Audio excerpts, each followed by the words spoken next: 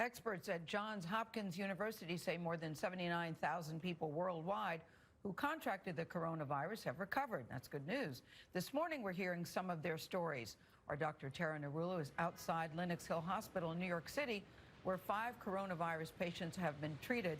Tara, normally you'd be here at the table, but we're all practicing social distancing, but we always want to hear from you. So what are you hearing from people who have been diagnosed? Yes, so we're hearing a variety of symptoms coming from the people diagnosed, ranging from fever to dry cough and shortness of breath. And everybody you're about to meet is also sharing their story of recovery.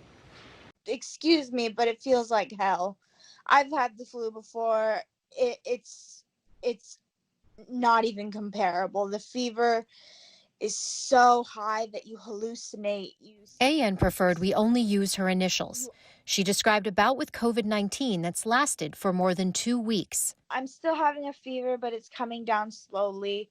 I'm only at about 100.8 at the moment, which is a dramatic improvement. Initially treated at a Seattle area hospital in early March, she was not offered a test for COVID-19, but says the medical staff were concerned. And I could see them through the window when they were preparing to come in, and they were utterly panicked, and they had no idea what they were doing. It was unnerving, to be completely honest. From home, AN dialed into a telehealth appointment and was promptly told to report to a clinic where she was swabbed in her vehicle and confirmed for COVID-19 in under 24 hours. It was like a weight off my shoulders, honestly. It was like, I'm not crazy.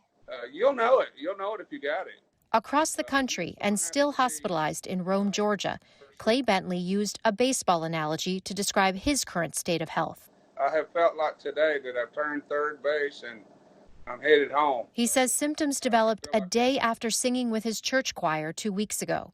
Diagnosed with pneumonia at a local hospital the next day, he was sent home. 4 days later, I was to the point I couldn't even get out of bed. I said, I feel like y'all sent me home to die. And I said, I can't even hardly move, and I can't breathe. I can't catch my breath. Back at the hospital, he discovered several members of his church were there too. And I have since found out that there were other people in that choir that's in the hospital now with coronavirus. Now in recovery, he credits faith and family. This has made my family very close. I mean, they can't wait for me to come home. So, but we're going to have we will have a celebration very soon. That feeling of isolation is a shared experience of the coronavirus survivors who spoke with us. In fact, I had someone over this past Saturday night to play a board game, and that felt great. Elizabeth Schneider believes she and a number of her friends contracted coronavirus while at a party in Seattle. She tested for COVID-19 after her symptoms had subsided. When I had the most severe symptoms, it literally just felt like I had a different strain of the flu. With a background in molecular biology and through her own experience, she shared some advice for the anxious. If we look at the long term here, I think things will improve, things will get better. They probably will get a little bit worse before they get better, but things will improve, life will go on, our lives will go on, our cities will function again, we'll be able. What we know is that 98%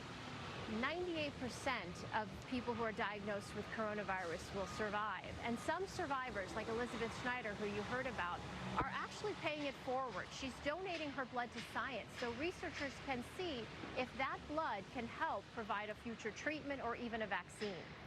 Wow, that's nice to hear. I got to say, Tara, as unsettling as it is to hear the details, I actually think it's helpful. Yeah. Because you start, don't you find, guys? Yeah, very much so. Everything that happens, I go, is this it? Is this it? Is this it? So the more details we hear, the better. So, Tara, what treatments are available now? Well, it's interesting. So scientists are looking at a lot of different types of treatments: HIV medications, flu drugs, drugs that treat rheumatoid arthritis, and even chloroquine, which is a very old drug that we use to treat malaria. But the most promising candidate is a drug called remdesivir. It's being studied both in China and the United States in clinical trials. It is an antiviral that blocks the replication of the virus. It's so interesting, Tara, what a broad range of symptoms these patients have all had. Yes, and important also, some people are reporting GI or gastrointestinal symptoms, so it definitely can present in a variety of different ways, but most often the fever, cough, and shortness of breath. All right, Tara. You know, one thing they keep saying, Anthony, is to take your temperature, and I've been doing that. And my temperature the other day was 88.9. I thought, God, that's a little low. Well, the cap was on the thing. So note to self, take off the cap. That's a good place to start. Golly, that's awfully low. Take off All the right. cap. Our thanks to Tara. I think you should give that advice first. Yes.